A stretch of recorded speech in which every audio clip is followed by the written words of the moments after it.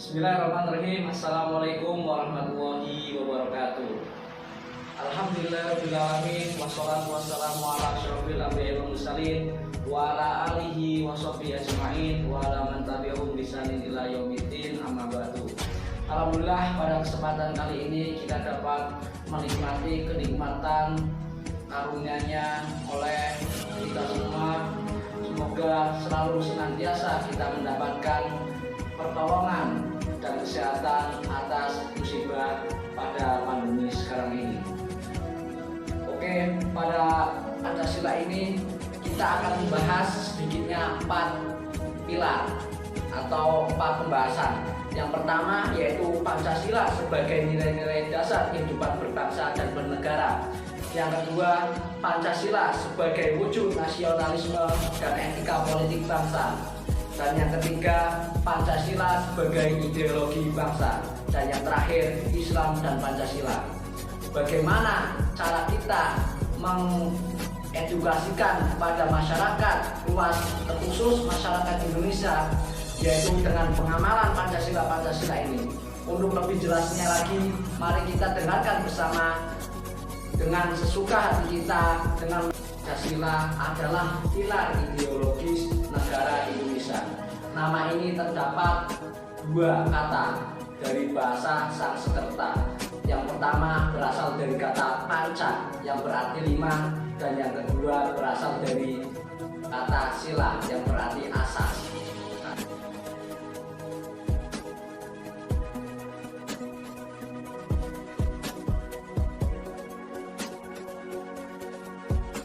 Sila yang pertama berbunyi ketuhanan yang Maha Esa, yang kedua kemanusiaan yang adil dan beradab, yang ketiga persatuan Indonesia, yang keempat kerakyatan yang dipimpin oleh hikmat kebijaksanaan dalam permusyawaratan perwakilan, yang kelima keadilan sosial bagi seluruh rakyat Indonesia.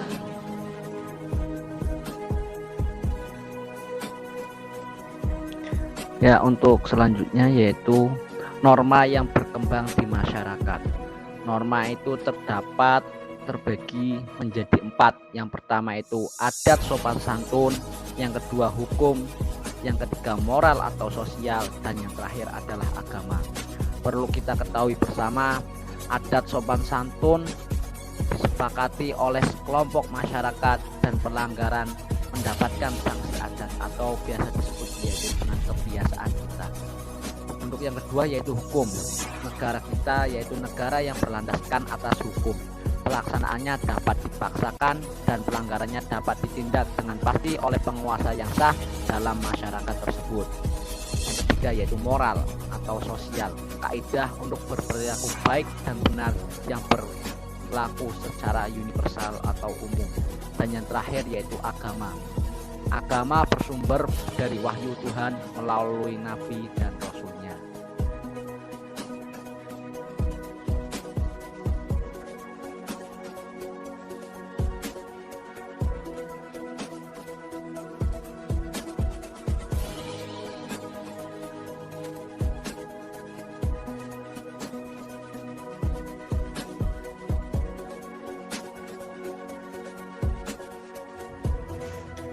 Etika dan politik memiliki hubungan yang paralel. Hubungan tersebut tersimpul pada tujuan yang sama ingin tercapai. Tujuan yang diingin dicapai oleh etika dan politik adalah terbinanya warga negara yang baik, yang susila, yang setia pada negara, dan sebagainya. Etika politik termasuk dalam kelompok etika sosial, yakni yang membahas norma-norma moral yang seharusnya menimbulkan sikap dan tindakan antar manusia. Karena hampir semua kewajiban manusia bergandengan dengan kenyataan bahwa ia merupakan makhluk sosial. Pancasila sebagai etika politik. Etika yang berjiwa ketuhanan yang Maha Esa, percaya akan adanya Tuhan yang Maha Esa, patuh pada perintah Tuhan dan menjauhi larangannya. Yang kedua yaitu etika yang berperi kemanusiaan, menilai harkat kemanusiaan lebih tinggi dari nilai kebendaan, tidak membenarkan adanya rasialisme dan sikap membeda-bedakan manusia.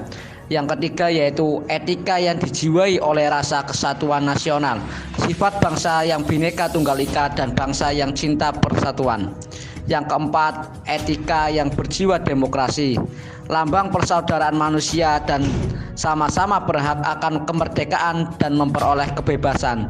Dan yang terakhir yaitu etika yang berjiwa keadilan sosial.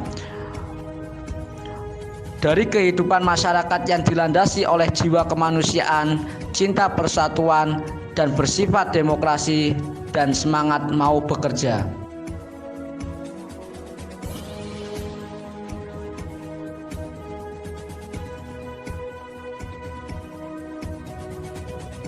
Ideologi seringkali muncul dan berkembang dalam situasi krisis. Situasi krisis yang mana cara pandang, cara berpikir, dan cara bertindak yang sebelumnya dianggap umum dan wajar dalam suatu masyarakat telah dianggap sesuatu yang tidak bisa diterima lagi. Yang kedua, ideologi merupakan pemikiran yang sistematis. Sebagai ide yang mengatur tertib hubungannya masyarakat, maka ideologi biasanya menyajikan penjelasan dan visi mengenai kehidupan yang hendak diwujudkan. Yang ketiga yaitu ideologi mempunyai ruang lingkup jangkauan yang luas namun beragam. Ideologi mempunyai ruang lingkup yang sangat luas, mulai dari penjelasan-penjelasan yang parsial sifatnya sampai kepada gagasan-gagasan atau pandangan-pandangan yang komprehensif.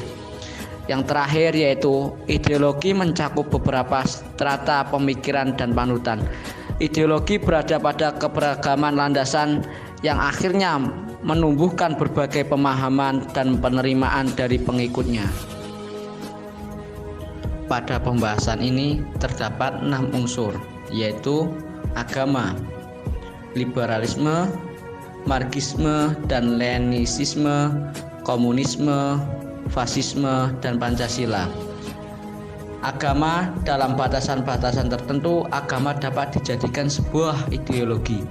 Misalnya di Eropa pada abad pertengahan, hampir semua hidup dan kehidupan masyarakat diabdikan untuk kepentingan agama. Liberalisme, pengakuan terhadap hak-hak asasi warga negara, memungkinkan tegaknya tertib masyarakat dan negara atas suplementasi hukum, memungkinkan lahirnya pemerintahan yang demokratis, penolakan terhadap pemerintahan totaliter. Marxisme dan Leninisme, filsafat menyikapan terhadap masyarakat kapitalis yang bertumpu kepada teori nilai tenaga kerja David Ricardo dan Adam Smith, menyangkut teori negara dan teori revolusi yang dikembangkan atas dasar konsep perjuangan kelas. Komunisme tidak bisa muncul di negara-negara yang tingkat perkembangannya ekonomi belum begitu maju.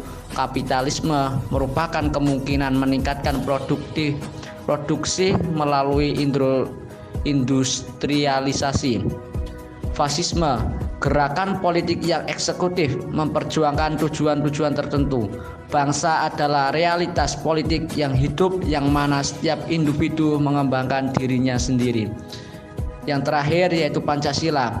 Pancasila merupakan cita-cita dari ideologi Pancasila adalah masyarakat yang dijiwai dan mencerminkan nilai-nilai berbangsa dan bernegara ini.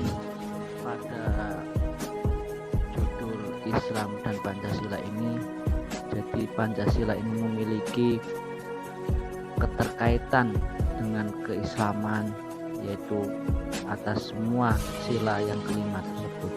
Yang pertama yaitu sila pada ketuhanan yang Maha Esa. Ini selaras dengan beberapa ayat yang ada di dalam Al-Quran, seperti contohnya surat Al-Ikhlas 1-3, yakni ayat yang menjelaskan tentang pengakuan keesaan Allah. Dalam pandangan orang Islam, Tuhan adalah Allah, namun pada pandangan selain Islam, Tuhan adalah yang mengatur kehidupan manusia dan yang disembah. Yang kedua yaitu kemanusiaan yang adil dan beradab. Pada sila kedua ini mencerminkan nilai kemanusiaan dan bersikap adil. Islam selalu mengajarkan kepada umatnya untuk selalu bersikap adil dalam segala hal, dan ini telah dijelaskan dalam surat Al-Maidah ayat 8. Yang ketiga yaitu persatuan Indonesia.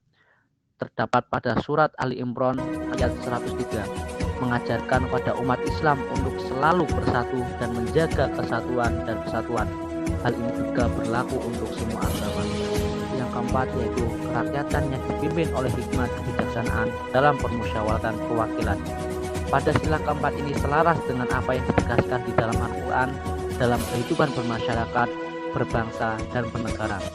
Islam selalu mengajarkan untuk selalu bersikap bijaksana dalam mengatasi permasalahan kehidupan. Terdapat pada surat As-Sod yaitu ayat 20, dan selalu meneriakkan untuk penyelesaian dalam suasana demokratis. Terdapat pada surat Al-Imran ayat 159. Dan yang terakhir yaitu keadilan sosial bagi seluruh rakyat Indonesia. Sila yang menggambarkan terwujudnya rakyat adil, makmur, aman, dan damai ini juga terdapat dalam surat An-Nahl ayat 90. Maka dari itu ada beberapa kesimpulan dari Pancasila dan Islam tersebut, yaitu: hai manusia, sesungguhnya kami menciptakan kamu dari seorang laki-laki dan seorang perempuan, dan menjadikan kamu berbangsa-bangsa dan bersuku-suku supaya kamu saling mengenalnya. Sesungguhnya orang yang paling mulia di antara kamu di sisi Allah ialah orang yang paling bertakwa di antara kamu. Sesungguhnya Allah Maha mengetahui lagi Maha mengenal. Surat Al-Hujurat ayat 13. Dan yang kedua yaitu: dan berpeganglah kamu semuanya kepada tali agama Allah, dan janganlah kamu bercerai-berai, dan ingatlah akan nikmat Allah kepadamu ketika kamu dahulu masa jahiliyah bermusuh-musuhan, maka Allah mempersatukan hatimu, lalu menjadikan kamu karena nikmat Allah orang-orang yang bersaudara. Surat Ali Imran 103. Dan yang terakhir yaitu Bhinneka Tunggal Ika. Ini merupakan sebuah landasan negara yang wajib kita pegang bersama, yaitu menjadi semboyan negara Indonesia. Semboyan ini memiliki artian berbeda-beda tetapi satu juga, serta mengandung makna persatuan dan kesatuan yang lainnya. Mari kita renungi bersama nilai-nilai yang terkandung dalam Pancasila ini, dan kita sebarkan luas pada